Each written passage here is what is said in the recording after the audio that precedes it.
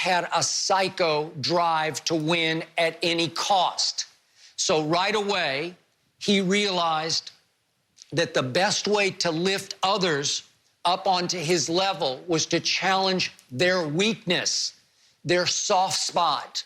And through ridicule, through what you might call bullying and what Steve Kerr termed as just bludgeoning in practice, in the locker room, on the team plane, that, as Steve Kerr said, it was Michael's way of saying, if you can't handle the pressure from me, you won't be able to handle the pressure of the NBA playoffs.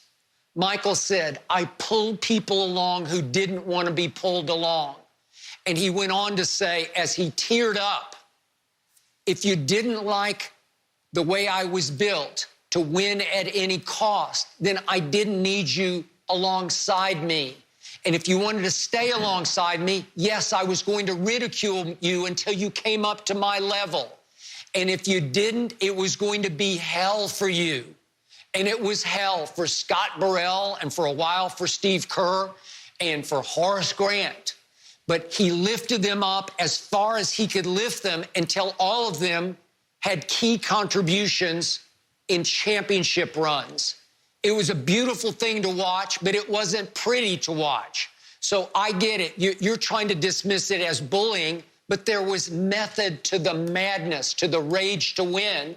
He was actually motivating players to be something that they were not. Horace Grant didn't have the fire and the focus that Michael needed on a nightly basis, and he lifted him up as high as he could lift him, and Horace Grant was really good for the Chicago.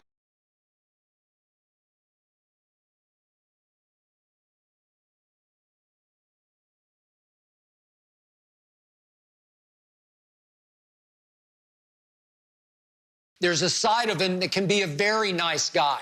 He didn't have a dark heart. He wasn't just a bad human being. In the end, he was a pretty good guy who could be not a nice guy when a championship was on the line. Skip, do you believe Ray Lewis was a good leader?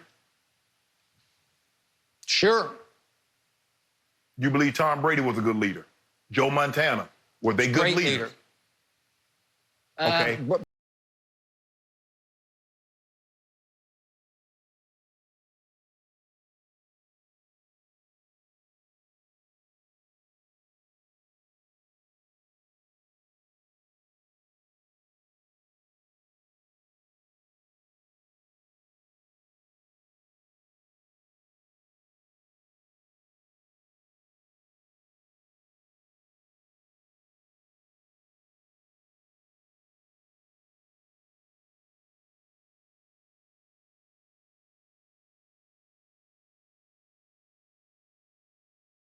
That, Skip.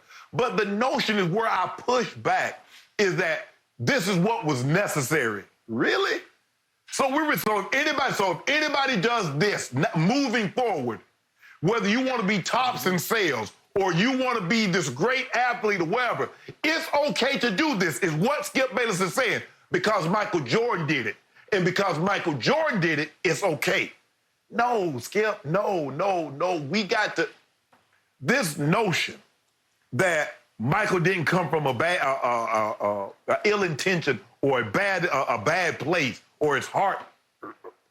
Skip, I'm not in to try to like peer into a man's soul and try to see what he is or what he isn't. All I know is that from the documentary is this is what happened, and why it happens. We can go back and forth about why it happened and this led to this and that. All I'm saying is, Skip, I believe there's more than one way to show leadership.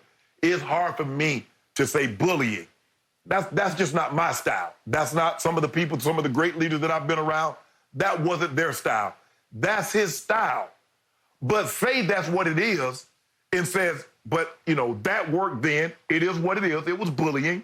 And move on. But to green light it, to give him a pass because he's Michael Jordan, Skip, you and I both know, if it came out that LeBron James got in a fight, or LeBron James was belittling someone, LeBron James really goes out of his way. His leadership is like, I'm trying to bring everybody together. Let's go out to eat. Let's drink wine, or let's go to the movies. Here, I have all these endorsement deals. I will give you some of those. That's his style. We knock him for that. LeBron said, we top heavy, bro. Oh, LeBron James, Michael Jordan. Michael Jordan punching people. Oh, that's Mike. Woo! Everybody want to be like Mike. Come on, Skip. We got to stop this, man. Don't take anything away from him.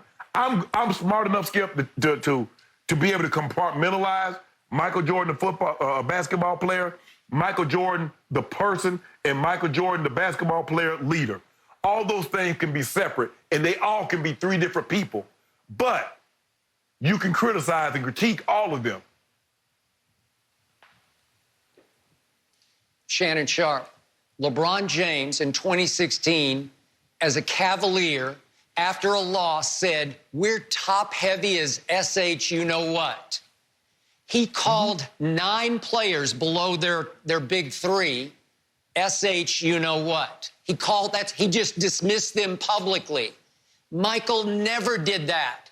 He never ridiculed or belittled or demeaned any teammate to the media or through the media. LeBron is passive-aggressive. He does it through social media or directly to the media. He wasn't confrontational the way Michael was. Michael was going to confront you behind closed doors and challenge you to rise up to his level of fierce competitor.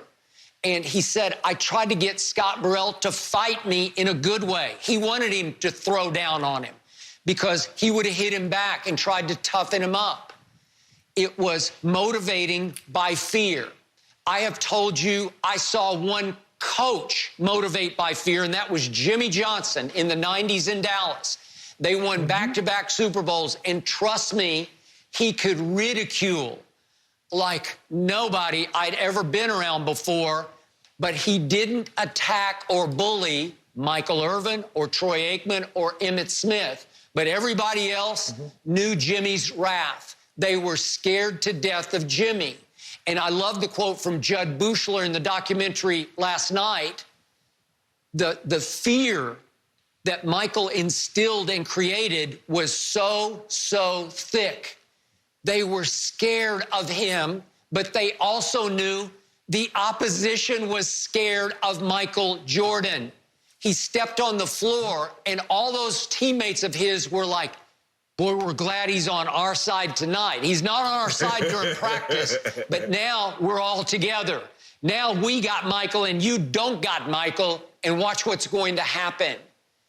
It worked. It's just the way he was built. It's the cloth he was cut from with a knife.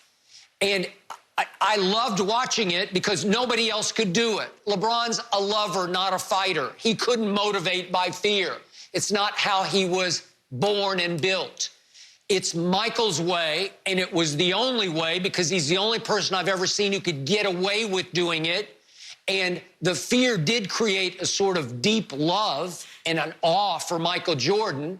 And in the end, if we had a documentary, if somebody had gone rogue with the documentary and all those Bulls were now spilling their guts about how much they hated Michael Jordan and despise him to this day, you'd have me on this. But that's not what they're saying. Will Perdue said, yeah, he's an a-hole. He's a jerk. Numerous times he crossed the line. But he said, now that I sit back and look at the big picture of it, he was a hell of a teammate, jewelry teammate. He won them immortality in sports. It was rare. No one's ever done it the way Michael did it to the degree Michael did it. It worked. It was part of his aura and his mystique. So in the end, I'm not giving him a pass. The 6-0 gives him a pass. There's no green lighting. Yeah. He just did it, and they all loved it in the end. Even Steve Kerr loved it in the end. Skip, so LeBron James saying we're top heavy as bleep. Maybe that doesn't motivate the players that's not Kyrie and Kevin Love. He said, well, LeBron thinks we top heavy as bleep. Well, I'm going to pick up my play because I'm going to show up I can carry my end of the weight. I can carry my load here, too. See, that's not motivating. But Michael Jordan punches somebody in the eye because, like... LeBron just dismissed him. He's dismissing him. He says, you're all garbage. Get out of here. You're all garbage. We need new that's not players. Michael never said that. So that's not motivating. So that's not motivating. Maybe No, say, he's trying to motivate your GM. He's trying to motivate the GM to go get better players. That won't work. That's not leadership. That's the opposite of leadership. LeBron, whatever LeBron does is never good enough. Everything that Michael did was more than great. Stop that, Skip. See, here's the problem that I have. I'll give you a prime example. You know, we had this scandal going on with coaches and how they developing these, let's take gymnastics. Some of the greatest coaches, they produced from Nadia Comaneci and on down the line. And come to find out, they were bullying the girls. Now, we don't say now, oh, but they got them gold medals. They say that was bullying. That was wrong, what they did to them.